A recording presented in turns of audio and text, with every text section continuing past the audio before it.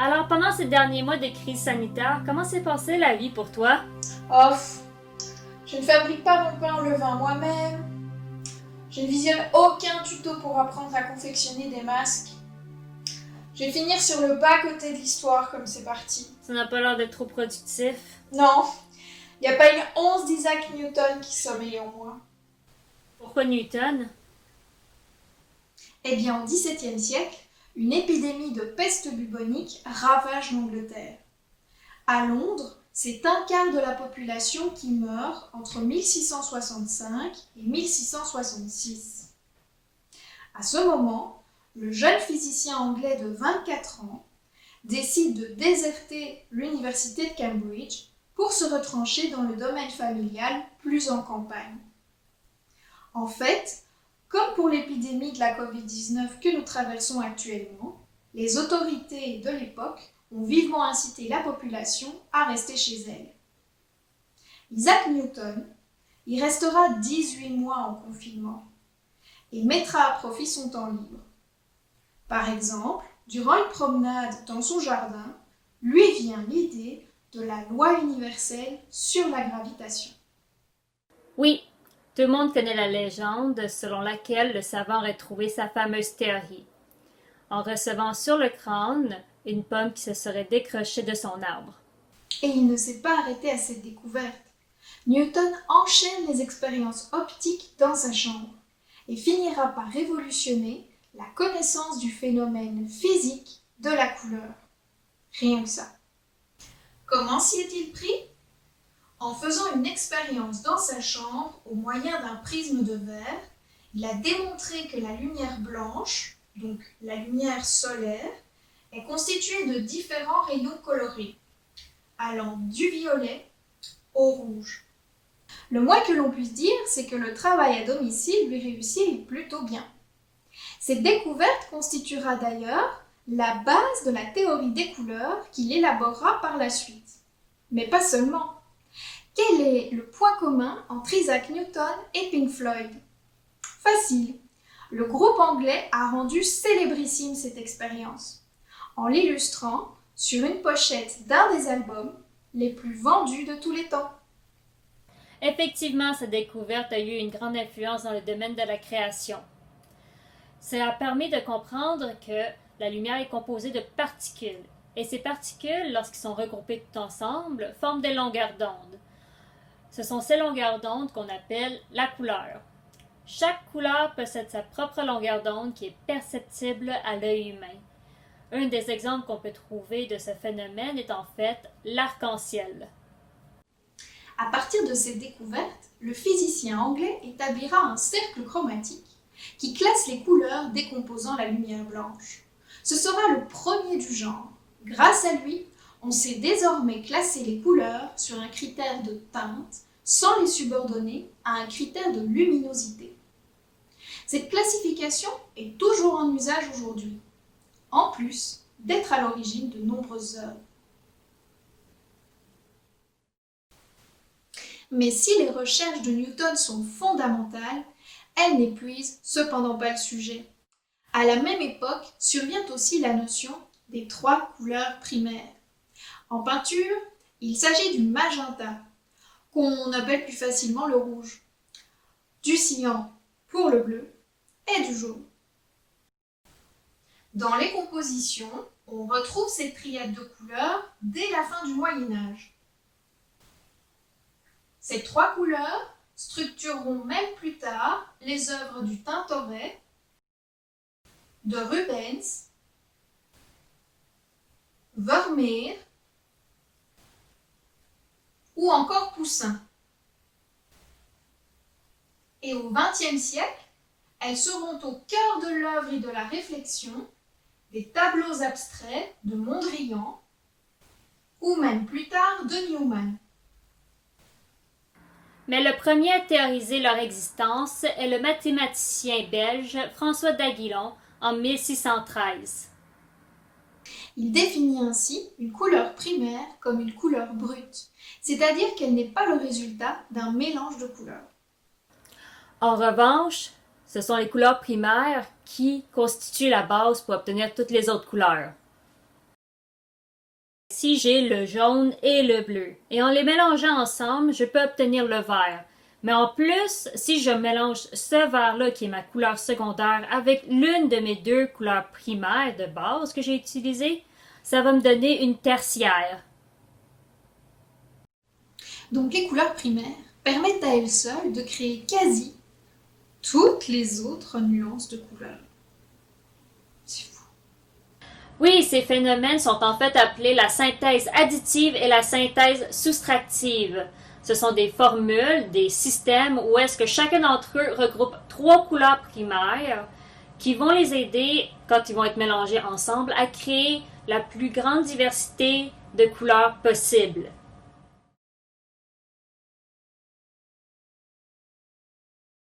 La synthèse additive commence par l'absence de lumière, soit le noir, et va tranquillement vers la lumière blanche. Ces couleurs primaires sont le rouge, le bleu et le vert. On trouve cette synthèse sur tout ce qui est capable d'émaner de la lumière. Alors, soit des écrans de télévision ou le téléphone intelligent. La synthèse soustractive est l'opposé. On commence par la lumière blanche, ce qui veut dire la totalité des couleurs, et tranquillement on s'en va vers le noir. Pour obtenir le noir, on utilise le cyan, le magenta et le jaune. Cette synthèse est en fait utilisée partout sur toutes les surfaces. Mettons les surligneurs, si on n'a pas de orange, eh bien on mélange un jaune avec un rouge ou un rose dans ce cas-ci pour donner notre couleur orange. Un exemple qui illustre bien la synthèse soustractive serait un jouet au nom de trieur de forme. Le trieur de forme est composé de formes géométriques et d'une boîte. Et sur cette boîte, il y a des trous qui coïncident aux formes géométriques. Le but du jeu est justement de rentrer ces formes-là dans le bon trou, et ensuite de ça, ne plus être capable de le faire sortir à moins d'ouvrir la boîte. Ce qui est la synthèse soustractive. Le pigment va jouer le rôle du cube, puis autour de ce cube-là, les trous vont agir comme les filtres, puis les formes vont agir comme nos longueurs d'onde, dont nos couleurs. On va avoir notre cercle qui va représenter le magenta, la lune, le cyan, et l'étoile pour le jaune. Notre pigment, tant qu'à lui, on va lui donner des trous en forme de lune. Alors, tout ce qui a rapport avec les longueurs d'onde du cyan va être absorbé. Ce qui va résulter du mélange entre le magenta et le jaune et nous donner le rouge. Mais en plus, si sur le même pigment, il est capable d'absorber le magenta, alors seulement le jaune va être reflété. Sur un autre pigment, lui va être capable d'absorber toutes les longueurs d'onde. Alors, il va avoir tous les trous. Alors, rien ne va être reflété et tout va être absorbé et seulement le noir va être présent. À son opposé, si sur un pigment, il n'y a aucun trou, alors tout va être reflété et on va avoir le blanc. Même si les deux synthèses sont utilisées par les arts visuels, ça va être les pigments, la synthèse soustractive, qui va intéresser les peintres.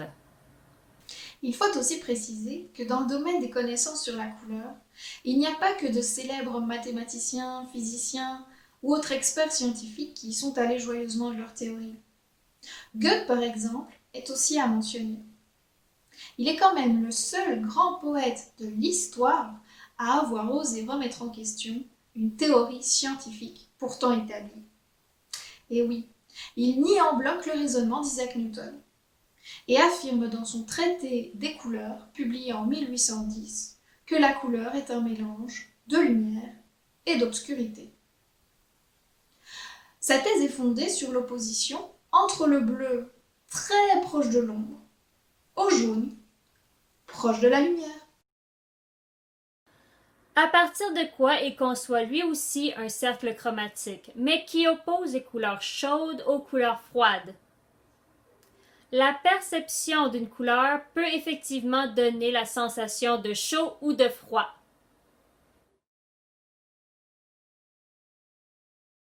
Mais il y a aussi une sensation psychologique à cela. Regarder les teintes chaudes apporte un effet de proximité, alors que l'observation de teintes froides, c'est au contraire. Cela donne un effet de distance. De nombreux artistes ont particulièrement été sensibles à cette nouvelle théorie. Je pense par exemple à Cézanne, qui dans cette composition n'hésite pas à utiliser à la fois des teintes chaudes et froides pour donner une impression de relief. Comment cela s'explique? Eh bien, c'est parce que les couleurs chaudes mettent en valeur, ou du moins rendent des éléments plus attirants. Cela donne en fait un ressenti plus ou moins chaleureux, alors que les couleurs froides estompent tous ces effets. Les teintes chaudes et les teintes froides s'expliquent par le fait que les couleurs chaudes sont généralement plus saturées et plus lumineuses que les couleurs froides. On peut voir ce phénomène par exemple dans les œuvres de Turner.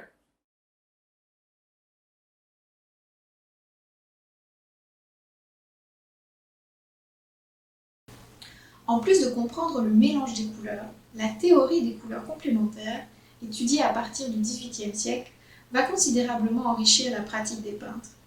Il s'agit en fait des couples de couleurs qui s'opposent sur le cercle chromatique. L'orange et le bleu, le vert et le rouge, le violet et le jaune.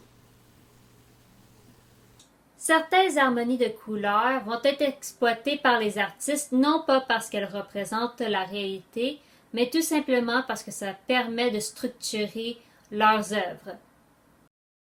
La perception des couleurs va aussi mettre en évidence en 1839 la loi des contrastes simultanés. Léonard de Vinci avait déjà évoqué dans son temps quelques constatations à ce sujet. Mais c'est le chimiste français Michel-Eugène Chevreul qui déterminera véritablement cet effet saisissant. Lorsqu'on place une couleur à côté de sa complémentaire, les deux couleurs ont tendance à s'exalter par contraste. Cela renforce en quelque sorte la spécificité des deux teintes.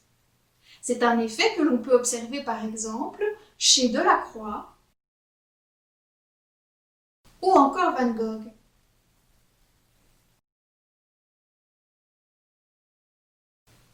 Mais si cette découverte scientifique a rapidement été récupérée par le monde de l'art, c'est aussi et surtout parce que cette loi se fonde à une époque où émergent plusieurs nouvelles techniques et manières de peindre. La révolution la plus importante sera l'invention de la peinture à l'huile en tube, créée par le peintre américain John Gufrand en 1841. Les tubes de peinture proposent une plus grande gamme de teintes qu'auparavant, puisque ce sont des teintes chimiques. Depuis leur apparition, ça va faciliter aussi grandement le transport et aussi le travail en plein air.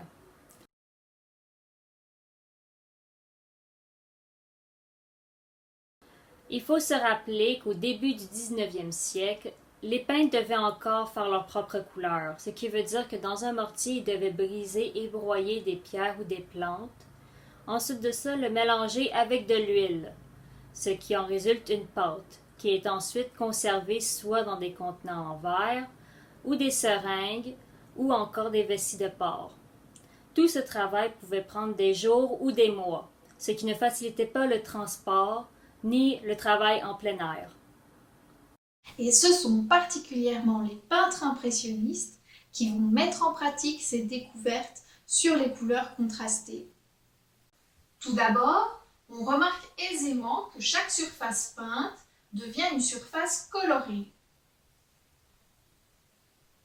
Les peintres ne mélangent plus les teintes, mais laissent le tableau couvert d'un ensemble de touches de couleurs plutôt que de couches successives. Les teintes choisies vont alors avoir tendance à s'exalter entre elles par contraste. Et ce sont ces touches qui organisent la composition, où les contrastes de couleurs vont ainsi exciter le regard. Cette technique a en plus l'avantage de permettre un travail rapide, puisque les peintres ne doivent plus chercher à doser les mélanges pour obtenir la teinte désirée sur la palette. Ils juxtaposent donc seulement des touches de couleur pure. Et cette nouvelle manière de peindre va leur permettre de mieux coller à l'atmosphère qu'ils ont devant les yeux. Comme ici, dans la série des cathédrales de Rouen de Monet, où les touches de couleur vont donner un aspect pris sur le vif. Mais cela va avoir aussi comme conséquence d'éclaircir la palette des peintres, en utilisant par exemple des couleurs plutôt que le noir pour rendre les ombres. La perception que l'on a des couleurs varie donc de leur rapport entre elles. Un peintre américain, Albert Henry Mussel, a élaboré un système en 1905 pour classer et définir au plus juste les couleurs. Ce système a que 3 critères: la teinte, la saturation et la clarté. Toutes les nuances de couleurs possibles sont ainsi suggérées à travers 3 dimensions. Et c'est un pas de géant quand on y pense. Pendant l'Antiquité, par exemple, seulement 6 couleurs étaient répertoriées, alors que de nos jours, on a une palette aux variations infinies. Le système ingénieux du peintre américain est encore aujourd'hui une référence, aussi bien pour les coloristes, les artistes, que même les amateurs de Photoshop.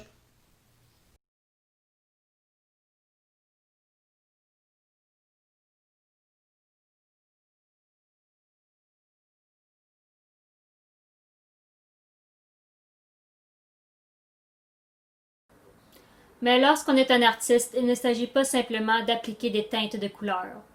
Chaque teinte est associée à un pigment et à une manière de travailler. Bien sûr. Et si l'on traverse les siècles et les courants, en questionnant les techniques et les usages qu'en font les peintres, on constate qu'il n'y a pas de symbolique universelle et que les couleurs sont interprétées différemment selon les sociétés et même les époques. Prenons brièvement le cas d'une couleur. À la suite de notre sondage, la communauté de l'Académie des beaux-arts de Montréal a massivement voté le bleu comme sa couleur préférée. Rien d'étonnant à cela. Le bleu est une couleur consensuelle de nos jours. C'est même, d'après les plus grandes enquêtes d'opinion, la couleur préférée des Occidentaux. Mais ça n'a pas toujours été le cas. Le bleu n'était pas considéré comme une couleur dans l'Antiquité. Par exemple, en grec et en latin, il n'y a pas vraiment de mot pour nommer cette couleur. Effectivement, l'interprétation et le ressenti vis-à-vis des couleurs sont inhérents à une culture et une époque. Les goûts changent, la société évolue, et le lien des artistes avec les couleurs reflète ce flux continu. Oui, et de ce fait, la couleur ne peut donc pas être choisie à la légère. Cette relation si particulière entre l'artiste et sa palette de couleurs raconte l'évolution des mentalités au fil du temps, les usages et les symboliques des couleurs et des pigments. Et ça, c'est une toute autre histoire bien mouvementée.